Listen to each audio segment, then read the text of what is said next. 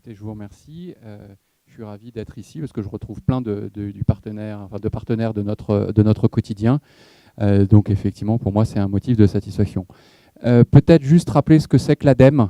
L'ADEME, c'est l'Agence de l'environnement et de la maîtrise de l'énergie. Nous sommes une agence d'État sous tutelle de deux ministères, le ministère de l'écologie et le ministère de l'éducation nationale, parce que nous menons un certain nombre de programmes de recherche, et donc c'est à ce titre qu'intervient le ministère de l'éducation nationale. Alors on intervient sur trois grands secteurs, trois grands domaines pour répondre à un certain nombre de questions. Ces questions, c'est comment on développe les énergies renouvelables. Ces énergies renouvelables pour diversifier le mix énergétique que l'on a. Alors, on s'occupe de solaire thermique, faire de l'eau chaude avec du soleil. On s'occupe de réseaux de chaleur alimentés par le bois énergie. On s'occupe de géothermie. Voilà. Et c'est principal. On s'occupe de méthanisation aussi, puisque on peut réintroduire du gaz dans les réseaux de gaz à partir de la méthanisation. Ça, c'est la première des questions. La seconde des questions, c'est comment on s'engage dans l'économie circulaire. Comment on fait en sorte de produire le moins de déchets possible. Comment on fait pour puiser les matières premières de manière la plus responsable possible. Et puis, comment, une fois que le déchet est là, eh bien, on en fait une matière première secondaire pour le réintroduire dans le cycle de la production. Donc, deuxième type de grande activité que nous avons. Et puis, celle qui me vaut d'être ici parmi vous, c'est l'efficacité énergétique. Comment on fait des économies d'énergie. Alors, les économies d'énergie, on va le voir, elles sont principalement à chercher dans trois grands secteurs, mais les deux premiers, les deux prioritaires, c'est le bâtiment, les économies d'énergie dans le bâtiment, et les économies d'énergie dans la mobilité.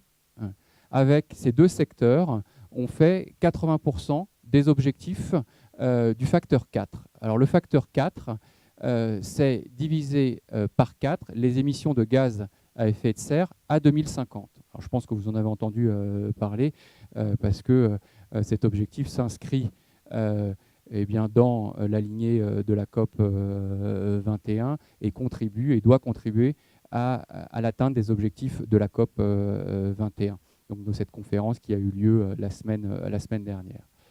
Donc quand on s'intéresse à la mobilité et au bâtiment, eh bien, on résout quasiment 80% des enjeux.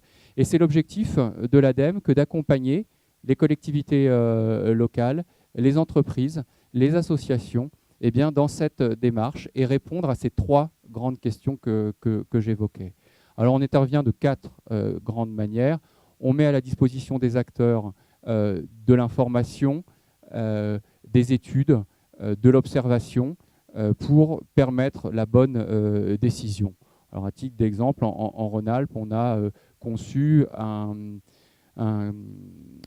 système d'information sur les déchets qui permet de savoir combien nous coûtent nos déchets, combien on en produit, et ce qui permet de dimensionner, par exemple, de donner des informations aux élus, aux exploitants d'installations de traitement des déchets, eh bien, la bonne information pour pouvoir construire l'outil ou avoir la bonne politique adaptée.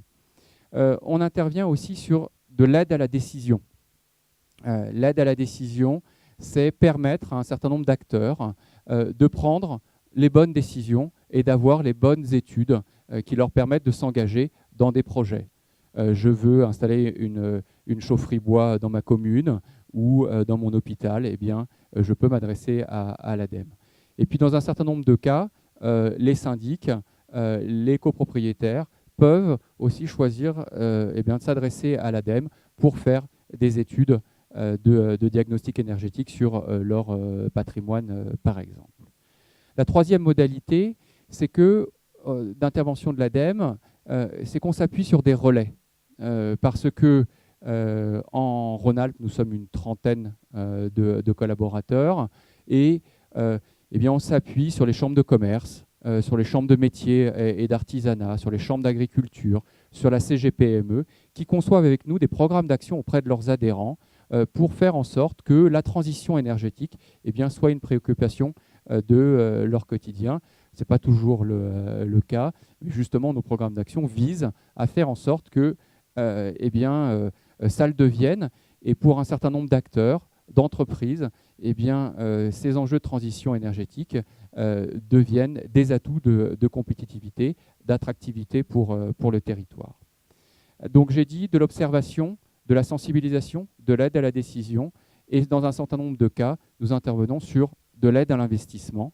On accompagne les collectivités locales, les entreprises, lorsqu'elles mettent en place une solution qui répond à ces trois questions que j'évoquais, et qui, de par l'innovation, de par les objectifs environnementaux qu'elles atteignent, ont un surcoût, et nous prenons une partie de ce surcoût. Voilà, très rapidement, très résumé, ce qu'est l'ADEME et ce qui vous donne nos modalités d'intervention et la philosophie de notre action au quotidien.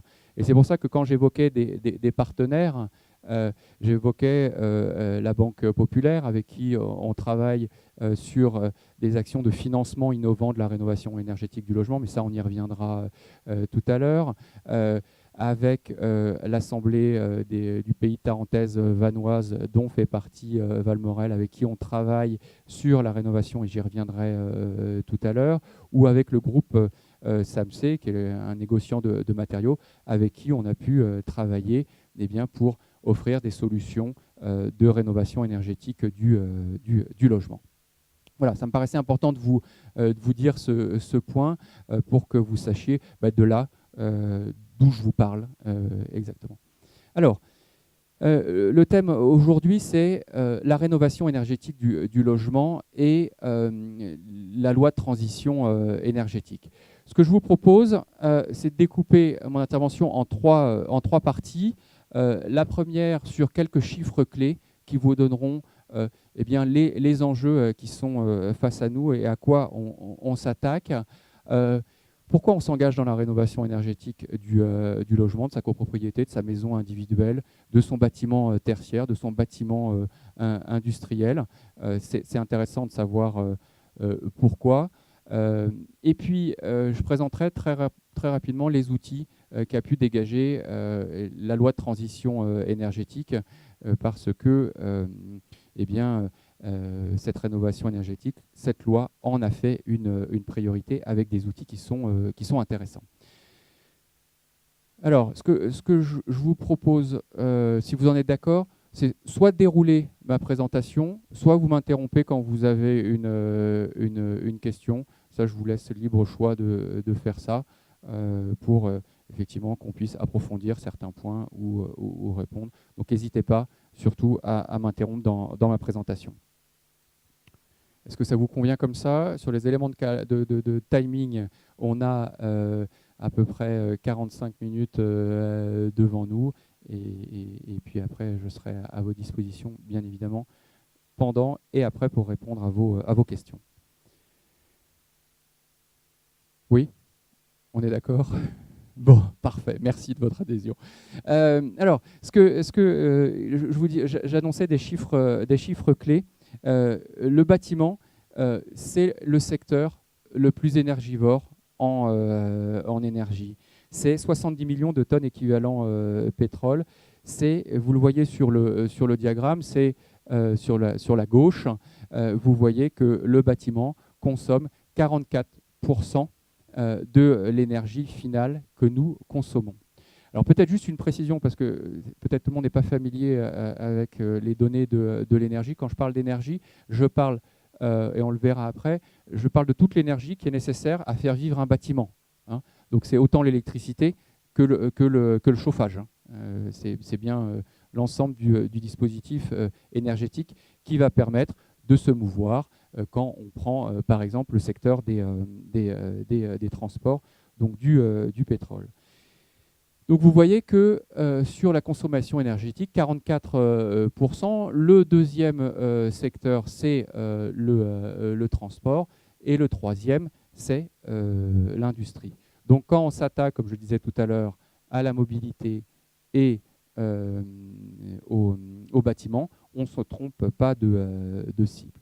Et puis le schéma qui se trouve sur votre droite, ce sont les secteurs de gaz à effet de serre, donc qui participent au réchauffement climatique, hein, puisque désormais, aujourd'hui, on le sait, au-delà de certains climato-sceptiques, comme on les appelle, que l'activité humaine, relâchant des gaz à effet de serre, du CO2 ou des oxydes d'azote, par exemple, ou du méthane, vient perturber le cycle du réchauffement climatique, de l'effet de serre, qui est un effet de serre qui est essentiel à la vie sur Terre.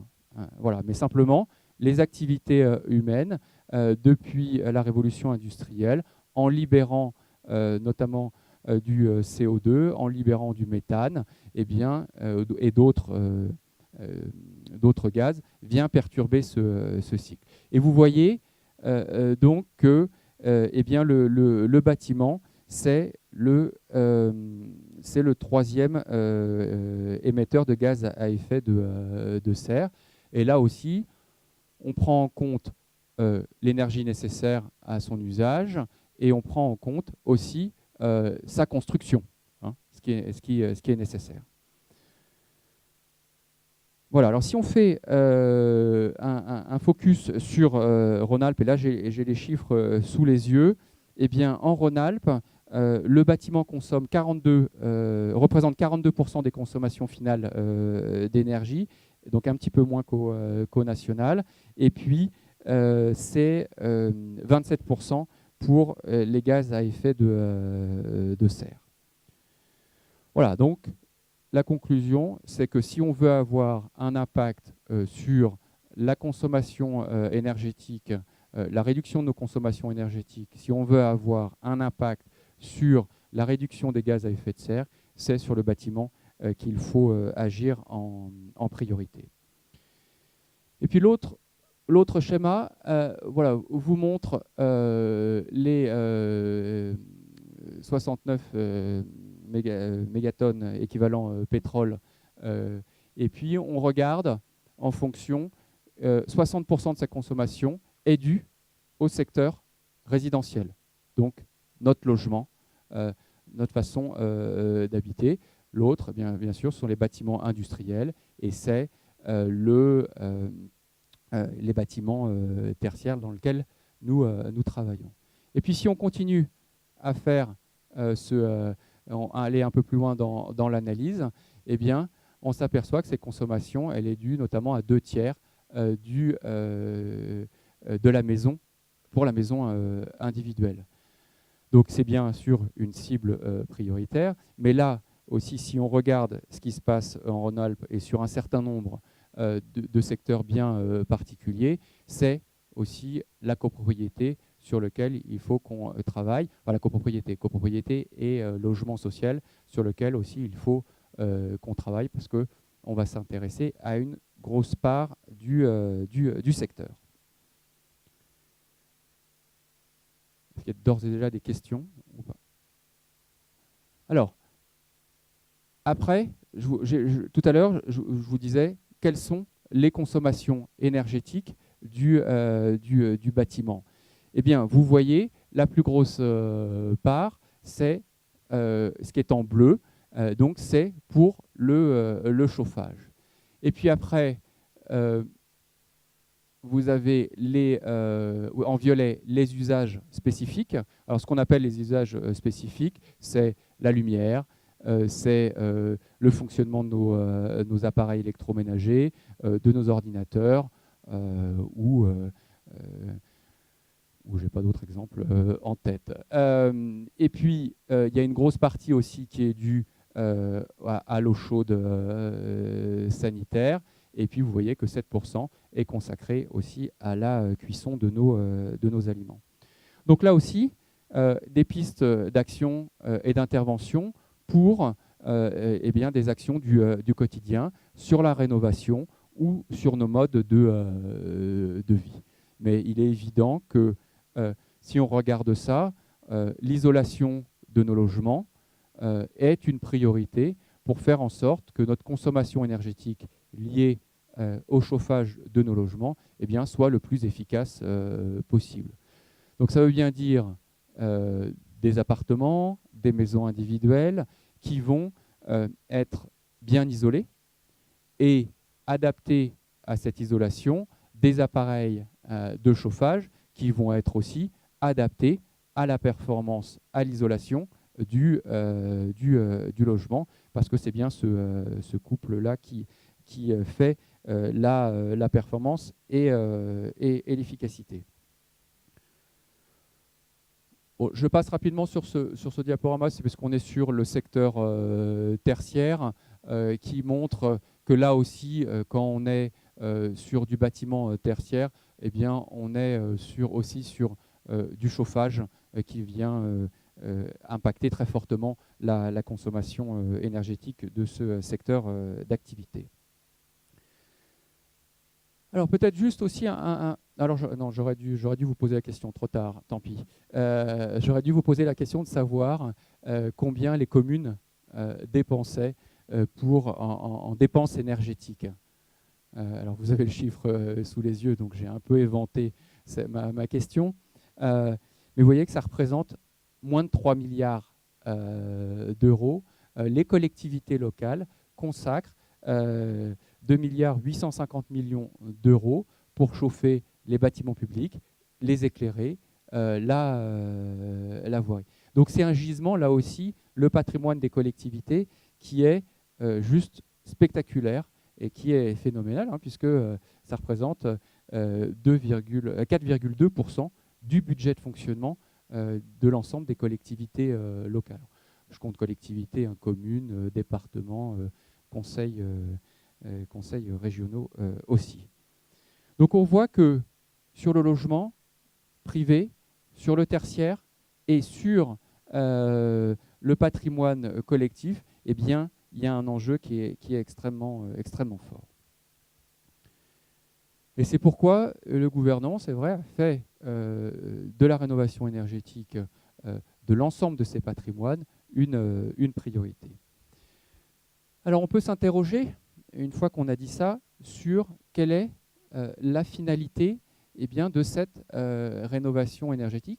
Pourquoi nous, particuliers ou collectivités sur son patrimoine ou entreprises, on s'engage sur la rénovation énergétique de son patrimoine. Mais de manière plus large, c'est pourquoi on rénove aussi. Je crois que c'est une question qui est extrêmement importante.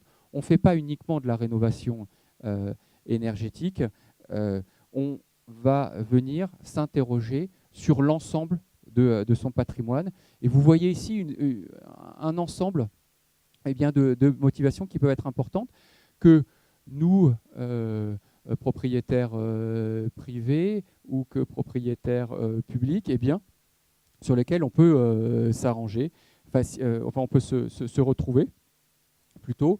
La desserte et la facilité d'accès, le confort thermique, l'organisation architecturale, la qualité de l'air intérieur, la qualité aussi acoustique de certains de nos logements, adapté aussi à l'utilisation de ceux qui utilisent le bâtiment.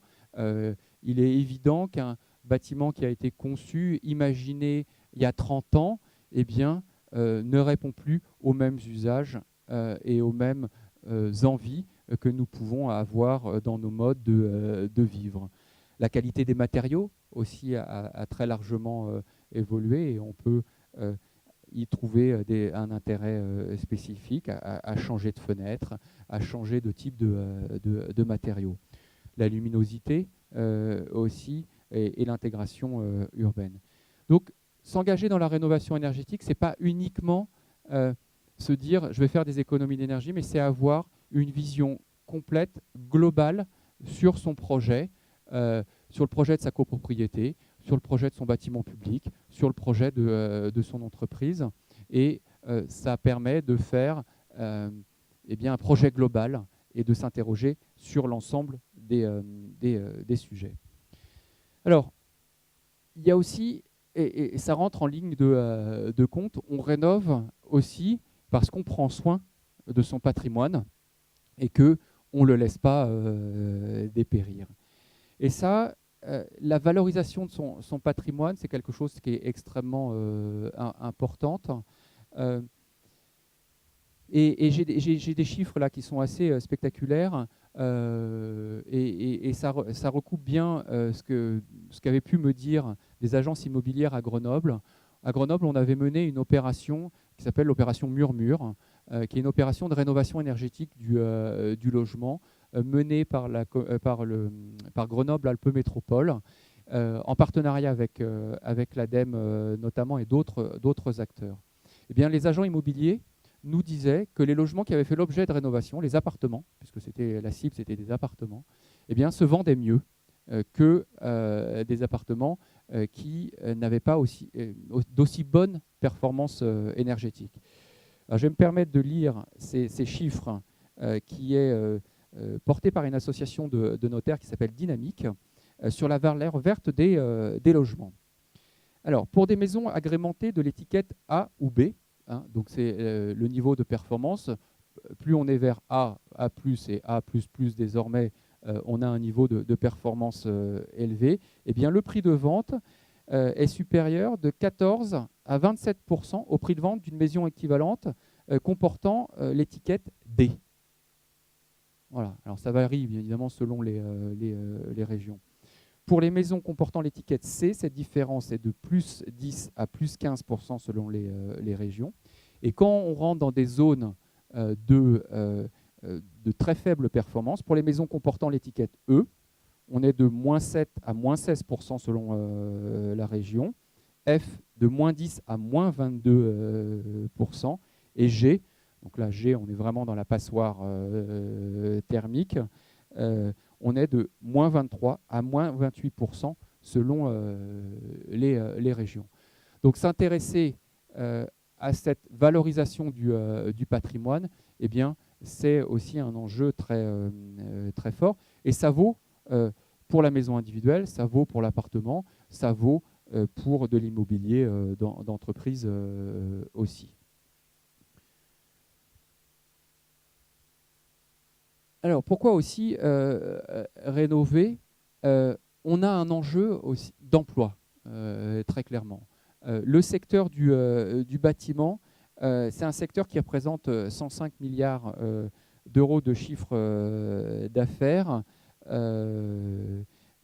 Et c'est vraiment un secteur pourvoyeur d'emploi, pour beaucoup d'entre eux non délocalisables. C'est vrai qu'on a un tissu qui est constitué de grandes entreprises, les majors du bâtiment, vous les connaissez, c'est Vinci, les Eiffage, les Bouygues, etc. Mais la plupart des entreprises du bâtiment, ce sont des PME, TPE, plus de 300 000, qui irriguent le territoire et qui vont irriguer le territoire de leurs compétences et de leurs capacités de travaux. C'est pourquoi aujourd'hui, pour bénéficier du crédit d'impôt, pour bénéficier de l'éco-prêt à taux zéro, et j'y reviendrai tout à l'heure, eh bien, il faut que vous fassiez appel à un artisan, à un entrepreneur qui est labellisé RGE. RGE, reconnu garant de l'environnement, qui est un label de formation qui permet aux artisans, qui permet aux employés de ces entreprises de se former et d'acquérir le bon geste. Parce que la rénovation énergétique, les techniques d'isolation, eh bien, enclenchent un savoir-faire qui est différent, qui doit amener à porter des points d'attention sur des choses extrêmement précises et qui vont permettre une meilleure qualification de l'ouvrier ou de l'artisan. Alors, par exemple, avec le Conseil régional, l'ADEME a conçu plus d'une quinzaine de plateaux techniques en Rhône-Alpes qui vont permettre la formation sur l'isolation du logement, donc créer ce qu'on appelle parois opaques. Hein, c'est des formations sur la paroi opaque, comment vous rendez une paroi opaque, mais respirante et efficace, qui va permettre eh bien, d'avoir une performance énergétique extrêmement performante. Donc, ces plateaux techniques ont vocation à permettre la formation de formateurs et puis aussi d'ouvriers et d'artisans.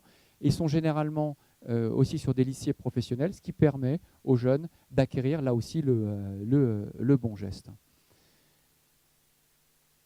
Ça permet aussi, ces économies d'énergie, ces travaux permettent aussi de maintenir la valeur ajoutée sur le territoire. L'énergie qu'on consomme aujourd'hui, c'est une énergie qui vient d'ailleurs, hein, et qui n'est pas conservée sur le territoire. La facture que nous avons, eh bien, elle sort du territoire. Alors, si on s'engage aussi sur la rénovation énergétique, c'est bien évidemment pour faire des économies d'énergie et pour être en mesure de déplacer des charges de fonctionnement, donc hein, la facture d'énergie qu'on a, la facture de fuel, la facture de bois énergie ou la facture d'électricité que l'on a, eh bien, pour la transférer vers des dépenses d'investissement et la rénovation énergétique. Et dans le bilan complet de son projet, on doit prendre en compte ces économies d'énergie. Ça doit faire partie du bilan global de l'opération avec les aides qu'on peut avoir par ailleurs, l'éco-prêt à taux zéro, le crédit d'impôt, les certificats d'économie d'énergie. Et il faut rajouter dans l'ensemble de ce dispositif les économies d'énergie qu'on rentre pour les inclure dans son plan de financement de son opération, parce que eh bien, ça permet là aussi d'équilibrer les dépenses et son opération globale.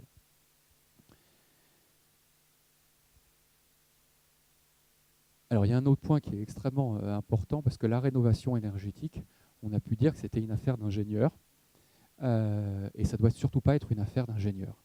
Ça doit être une affaire d'ingénieurs parce qu'ils apportent des solutions, mais ça doit être une affaire d'usagers.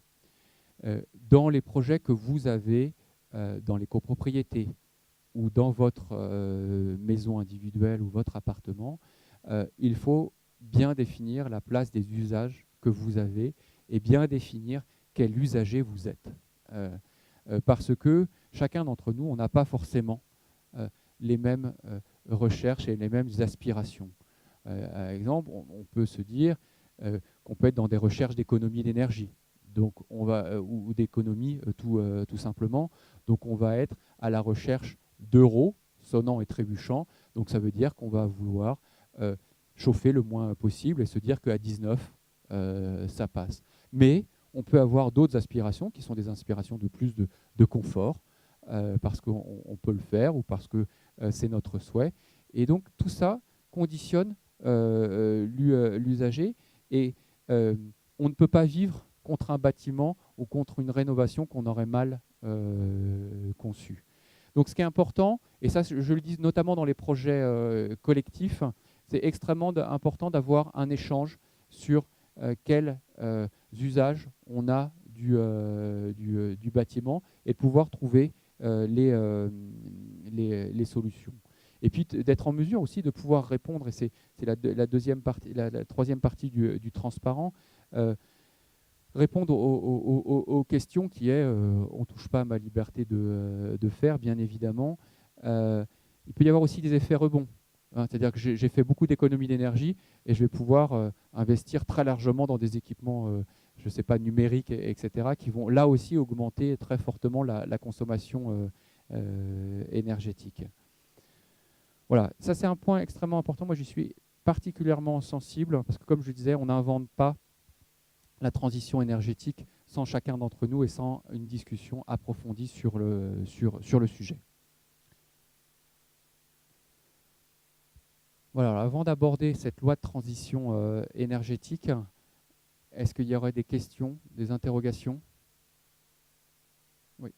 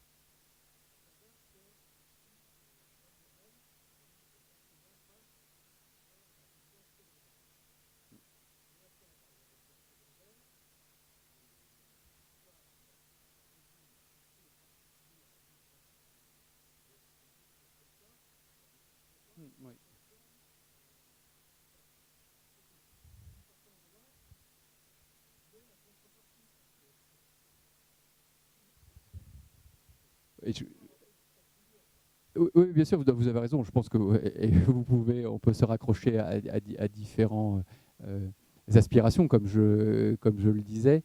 Bien évidemment, je comprends que vous puissiez être plus sensible, par exemple, à ce que j'évoquais sur la valeur verte du patrimoine et faire en sorte que, en s'engageant dans la rénovation énergétique, il y a peut-être deux axes qui peuvent vous intéresser. C'est améliorer la valeur verte de votre patrimoine et faire des économies d'énergie sur les consommations énergétiques du logement. Et je suis tout à fait prêt à partager que vous avez raison.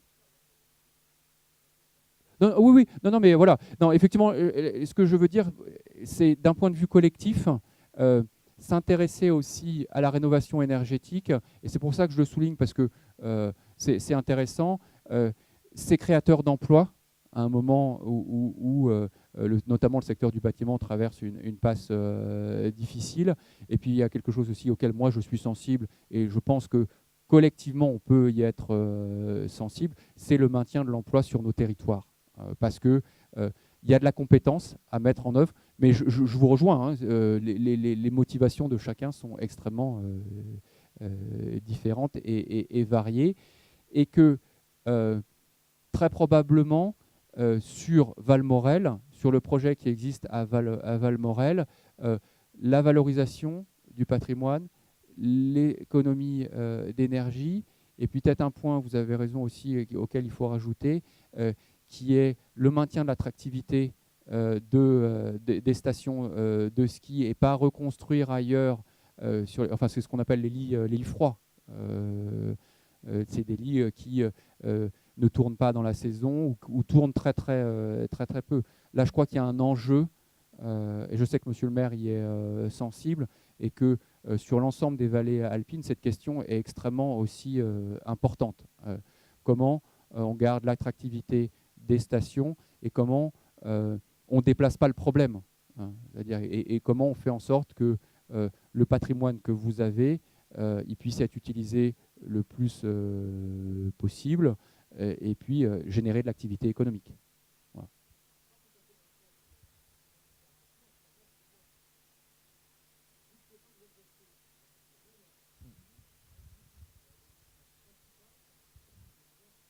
Ouais. Eh ben, pour moi, la réponse que j'apporte, c'est la valorisation de votre patrimoine, les économies d'énergie que vous faites, l'attractivité de la station Valmorel et des autres stations, et effectivement la cible prioritaire des aides d'État, que sont le crédit d'impôt, l'éco-PTZ, sont la résidence principale, ça c'est sûr.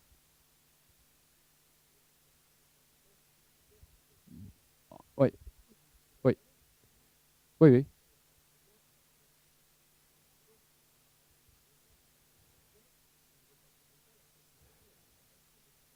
Ouais. Oui, oui, non, non, mais après, on va rentrer dans un débat très politique, et il a sa raison d'être sans aucun doute. Euh, alors, je représente une partie de l'État, mais pas l'État régalien, puisque l'ADEME, c'est effectivement une agence d'État. On intervient sur des dispositifs plus incitatifs, et qui s'intéressent justement à des acteurs qui se prennent en main, et qui prennent en main le surcoût environnemental que ça fait. Alors, pour être très concret sur les modalités d'action, euh, on intervient financièrement, et notamment dans le cadre de Valmorel, sur les études de faisabilité de la rénovation énergétique sur un certain nombre de copros. Voilà, ça c'est quelque chose qui avait été décidé avec monsieur le maire. Et puis on accompagne aussi ce qu'on appelle une plateforme de rénovation énergétique du logement privé à l'échelle de la Tarentaise, donc avec l'Assemblée des pays du pays de Tarentaise vanoise, l'APTV, qui a mis un dispositif d'accompagnement euh, sur la rénovation de la résidence de montagne. Voilà. Et donc ça, je pense que ça répond plus à votre question. Donc on finance cette plateforme À peu près, je pense à plus de 100 000 euros sur 3 ans pour créer de l'animation et mettre à disposition des acteurs du territoire de la compétence et notamment sur des mécanismes de financement innovants pour venir justement pallier la difficulté que vous évoquez. Oui. Voilà. Est-ce qu'il y a d'autres questions? Alors, sur cette, mais je retiens vraiment votre question parce que c'est un enjeu qui préoccupe beaucoup d'acteurs du sillon alpin parce que il y a un enjeu, là je me resitue sur la collectivité, il y a un enjeu économique auquel la rénovation des résidences secondaires peut contribuer. Alors, cette loi de transition énergétique, eh bien, c'est un texte qui a été promulgué au mois d'août de cette année. Et c'est une loi ambitieuse et qui vise à inciter, motiver, mettre en mouvement les acteurs. Et ça, c'est une vraie nouveauté qui est issue de l'impulsion de la ministre, donc Ségolène Royal, qui a pour méthode de mettre en œuvre les choses. Et elle n'a pas attendu la promulgation de sa loi pour faire en sorte que sa loi se mette en œuvre. Alors, je prenais l'exemple de la plateforme locale de rénovation énergétique, et j'y reviendrai un petit peu plus loin. Cette plateforme énergétique, elle l'a voulu et elle l'a lancée avant la promulgation de sa loi, et c'est pourquoi la PTV et puis une vingtaine de collectivités en Rhône-Alpes bénéficient des soutiens de l'ADEME sur ces enjeux-là. La loi aussi n'oppose pas les énergies les unes aux autres et favorise la montée en puissance des énergies renouvelables dans le mix énergétique français tel qu'on le connaît. Je disais, il y a un enjeu de développement économique autour de cette croissance verte, et c'est pour ça qu'elle s'appelle pour la croissance verte. Il y a un enjeu de développement économique. L'ADEME, il y a quelques années, avait contribué à des visions énergétiques à 2030 et à 2050. C'était un exercice de prospective énergétique, écologique et puis économique qui nous permettait de dire que l'atteinte du facteur 4, ce que j'évoquais tout à l'heure, la division par 4 des gaz à effet de serre à 2050, était un scénario qui était compatible avec de la croissance économique. Donc on est tout à fait en mesure de conjuguer écologie et développement économique. Et on le voit, les scénarios qu'on faisait, c'est qu'il y avait la mise en œuvre de cette rénovation créait pas loin d'1 million d'emplois. Donc jusqu'à 2050, donc lycée dans le temps, mais cette simple mise en mouvement, ces solutions énergétiques créent pas loin d'1 million d'emplois. Voilà, et c'est une loi donc la loi ne fait pas tout, bien évidemment, et c'est plutôt les acteurs. Ce qui est intéressant, c'est que cette loi donne un cadre et met en mouvement les acteurs du territoire, acteurs économiques, collectivités locales et particuliers. Alors, s'il fallait retenir 4 objectifs, c'est la réduction de 40% des émissions de gaz à effet de serre à 2030 par rapport à 1990. C'est la diminution de 30% des consommations d'énergie fossile en 2030 par rapport à 2012. C'est de faire en sorte que les énergies renouvelables représentent 32% de notre consommation finale d'énergie en 2030 et 40% d'électricité. Donc ça, c'est aussi un signal qui est fort. Réduire, comme je disais, la consommation énergétique finale de 50% en 2050. Faire en sorte que moins de 50% des déchets, qu'il y ait moins de 50% de déchets qui soient mis en décharge à l'horizon 2025. Et puis, c'est diversifier la production d'électricité et baisser la part du nucléaire à 50%. Alors, cette loi est extrêmement longue. Je ne sais plus combien il y a d'articles, mais c'est assez conséquent. L'idée, c'est d'intervenir sur le bâtiment et voir un certain nombre de choses et illustrer ça. D'abord, il y a accentuer la rénovation énergétique du patrimoine existant. Et il y a l'incitation à embarquer la performance énergétique dans un certain nombre de travaux et de faire en sorte qu'il y ait cette obligation d'imaginer la rénovation énergétique quand il y a des étapes importantes de la vie du bâtiment, le ravalement de façade, l'aménagement de combles, par exemple, qui sont des moments qui vont permettre, là aussi, d'embarquer cette rénovation énergétique dans l'ensemble du projet de rénovation. Il y avait aussi une obligation de travaux pour les logements loués, ce qui permet d'intégrer la performance énergétique dans les critères, notamment de décence du logement. Il y a le maintien des aides publiques, et là aussi, effectivement, ça ne concerne pas toujours, ça ne concerne pas la résidence secondaire, mais c'est des outils assez puissants pour la résidence principale, que sont l'éco-PTZ, l'éco-prêt à taux zéro, mais je pense que vous y reviendrez. Non, vous n'y reviendrez pas rapidement. Bon, non, mais c'est un outil qui est intéressant, et la loi avait été précédée par un changement substantiel de cet éco-prêt, qui est que, vous savez que jusqu'à présent, c'était la banque qui devait, entre guillemets, je caricature un petit peu, mais qui devait certifier les travaux, s'assurer que la qualité de la performance énergétique, c'était qu'elle était atteinte dans le logement. Les banquiers, et nous avec, on a vite fait le constat que ce n'était pas vraiment le métier du banquier que de s'assurer que les travaux étaient faits.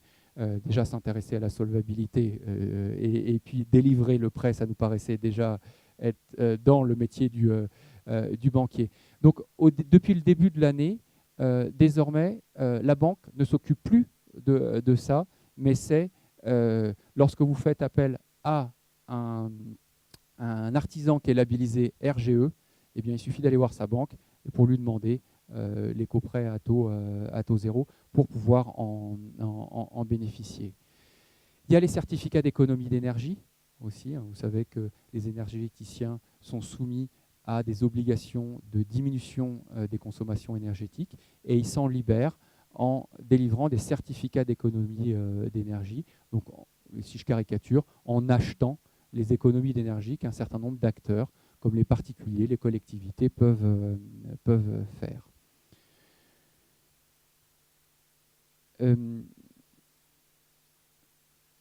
Voilà. Et puis, effectivement, le maire aussi a la possibilité de déroger à un certain nombre de règles d'urbanisme qui pourraient faire obstacle aux travaux d'isolation.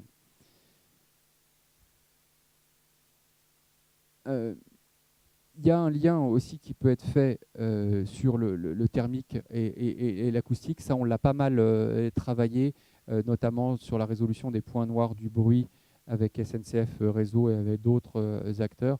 Évidemment, lutter contre le bruit, c'est lutter contre la non-performance énergétique. Ça va de soi, mais c'est un couple qui peut fonctionner dans un certain nombre de cas.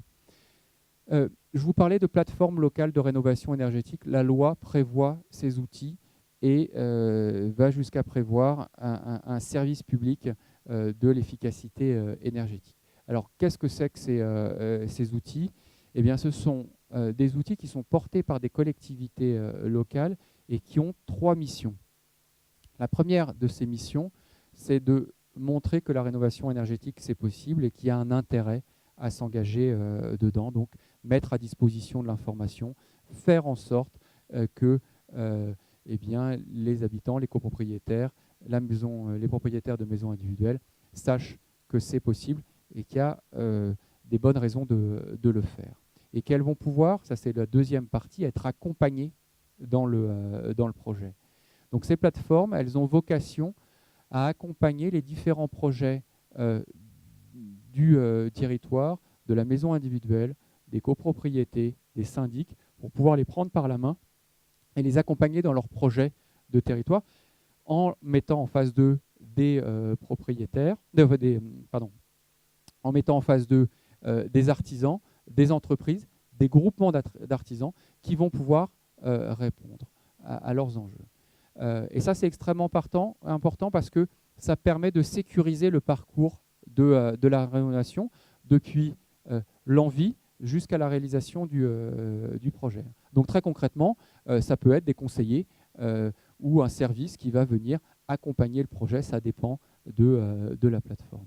Et puis il y a un troisième enjeu qui est extrêmement aussi important, qui est de montrer que le projet est possible financièrement et quasiment de constituer le plan de financement et d'imaginer des outils spécifiques adaptés. Des outils innovants. Alors je pense que la Banque Populaire tout à l'heure présentera ce qu'on a pu faire ensemble sur le pays voironnais par exemple, ou avec d'autres collectivités. Mais la plateforme, elle est là pour imaginer des choses sur le financement de cette rénovation énergétique. Ça, c'est important. Et donc ça, aujourd'hui, c'est un service qui est en train de se mettre en place. La PTV, dont je parlais, l'Assemblée des pays de Tarentaise-Ouanaise, à l'échelle de la vallée de la Tarentaise, aujourd'hui, à cette plateforme, a été labellisée en toute fin, à la fin du mois de novembre. Donc il y a ce service qui va se mettre en place.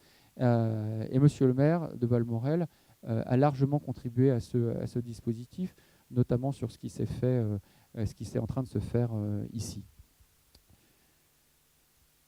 Alors, il y a un autre outil qui est le tiers financement.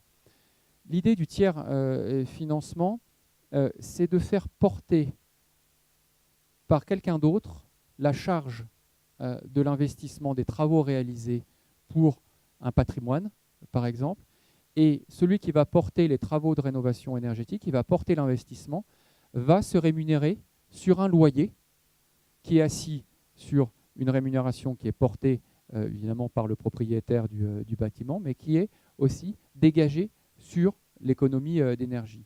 Alors aujourd'hui, ça c'est quelque chose qui est assez innovant, qui est assez commun dans les pays nordiques ou anglo-saxons, mais qui est en train de se mettre en place. Et aujourd'hui, la loi de transition énergétique permet de s'exonérer, de passer par une banque. Donc il y a un certain nombre de collectivités ou d'autres qui s'engagent dans l'ingénierie et les dispositifs du tiers financement. Et j'espère que très rapidement, à l'échelle de la région Rhône-Alpes, les acteurs se mettront d'accord pour imaginer une société de tiers financement à l'échelle du département ou de la région, parce qu'il y a vraiment des choses à faire. Je vois que je suis en train d'exploser le temps. Voilà, mais ça, c'était deux points qui me paraissaient importants de voir avec vous. Alors, je vais accélérer. Hein. Je vois. Oui. Alors, améliorer la performance dans le neuf. Voilà, et effectivement, aujourd'hui, on s'oriente vers des bâtiments à énergie positive, donc des bâtiments qui produisent plus qu'ils n'en consomment. Il y a déjà pas mal d'exemples. Il y a aussi des choses sur les plans, les documents d'urbanisme, voilà, qui permettent aussi d'intégrer l'énergie dans cette planification-là. Voilà, et puis le dernier point que je voulais voir avec vous, c'est d'autres mesures sur le bâtiment, va voir le jour la création d'un carnet de suivi et d'entretien du bâtiment qui vise à rassembler l'ensemble des obligations qu'on peut avoir de la termite jusqu'au diagnostic énergétique et qui vont pouvoir être compilées dans un document numérique de suivi du logement. Ça, les décrets sont en cours de rédaction. C'est un sujet qui est assez complexe et qui permet justement de compiler pas mal de choses et qui peut être assez ambitieux. La généralisation de l'information fournie aux consommateurs, j'en ai parlé, et notamment c'est la vocation des plateformes, mais c'est aussi la mise en place de systèmes électriques intelligents. C'est rendre ces systèmes intelligents, faire en sorte qu'ils communiquent entre eux et qu'ils puissent mettre à disposition l'information et le moyen de piloter ces consommations énergétiques. Alors on peut le faire à l'échelle du logement, on peut le faire à l'échelle d'un quartier, on peut le faire à l'échelle d'une ville, parce que tous on ne consomme pas au même moment, et ces différences de consommation peuvent faire des gains assez significatifs. À tel point, par exemple, qu'un opérateur qui est issu de Grenoble s'est vu confier la gestion énergétique de la Défense et qui va permettre, ce qu'on fait, de générer de l'effacement énergétique. L'effacement énergétique, c'est avec des pointes de consommation énergétique, c'est lorsqu'on est capable d'effacer ces pointes et puis de les mettre à des creux, eh bien, vous n'avez plus besoin d'un certain nombre de centrales à charbon, par exemple, parce que vous n'avez plus besoin de surproduire au moment de pointe. Donc ça, c'est de la performance collective. La mise en place d'un chèque énergie pour les ménages les plus modestes, qui va remplacer les tarifs sociaux électricité, gaz. Et puis je vous parlais des certificats d'économie d'énergie qui ont pu être reconduits et qui est un mécanisme qui est assez performant. Voilà. Alors, ce que j'évoquais aussi avec vous, mais j'en ai déjà parlé, l'ADEME peut intervenir sur un certain nombre de sujets dans un certain nombre de cas. On est en lien avec la mairie de Valmorel pour mettre en place ça, et ce qui se passe aujourd'hui à Valmorel est désormais accompagné.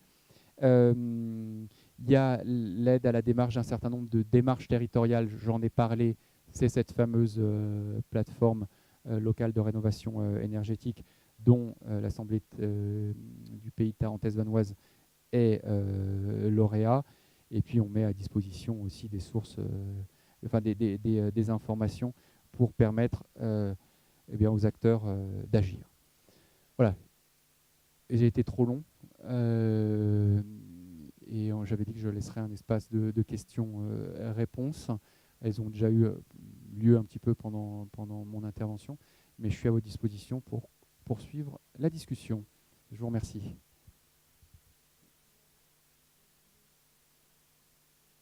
Alors, l'ADEME, c'est une agence nationale et nous avons une représentation auprès dans chaque direction, dans chaque région. Alors, chaque région. Donc, demain, dès le 1er janvier, Auvergne-Rhône-Alpes, désormais. Alors, comme je le disais, nous, on est une trentaine de collaborateurs. Donc, on ne peut pas intervenir auprès des particuliers. En revanche, comme je disais, on a confié ce service d'accompagnement des particuliers à 2 dispositifs. Premier dispositif, c'est ce qu'on appelle les points rénovation info service, qui sont des structures associatives que vous pouvez appeler. Et en vous le disant, je vois que je ne retrouve pas le nom de... Mais je vais le retrouver, le nom de... Oui, point rénovation info service. Si vous faites rénovation info service sur Internet, vous trouverez. Si c'est l'ASDER. Oui, c'est l'ASDER. ASDER, A-S-D-E-R, qui est ce point rénovation info-service, qui est, vous avez un projet d'énergie renouvelable, vous voulez, je ne sais pas, dans votre logement, mettre en place une chaudière bois, granulée, etc. Vous voulez rénover votre logement, eh bien, vous pouvez faire appel et passer un coup de fil. Hein, c'est très concrètement, passer un coup de fil ou même aller les voir. Ils font des permanences dans un certain nombre de collectivités. Donc ça, c'est disponible sur leur site internet et ils vont vous accompagner. Voilà. Donc ça, c'est ce que j'appelle le service universel de la maîtrise de l'énergie et des énergies renouvelables. Vous pouvez les contacter et on les finance pour ça. Le deuxième dispositif, c'est celui que j'évoquais tout à l'heure et qui va aller plus loin et qui va prendre par la main l'ensemble des projets pour les accompagner dans la faisabilité et sécuriser ce parcours depuis le projet jusqu'à la réalisation. Voilà. Et donc ça, ce service va se mettre en place à l'échelle de l'Assemblée de pays tarentaise vanoise.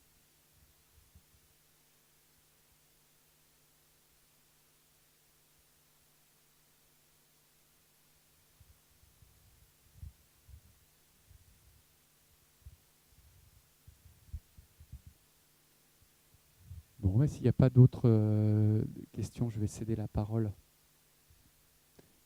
Mais voilà. Je vous remercie beaucoup de votre attention. Comme je vous le disais, moi je suis convaincu, la rénovation énergétique c'est un enjeu pour nous, c'est un enjeu de transition énergétique, mais je pense qu'il y a un sujet bien particulier, et c'est pour ça que moi, à l'ADEME, on a souhaité qu'il y ait une plateforme locale de rénovation qui s'occupe spécifiquement de ce sujet sur la tarentaise vanoise, et j'en attends beaucoup. Il y a beaucoup d'initiatives qui ont été prises, et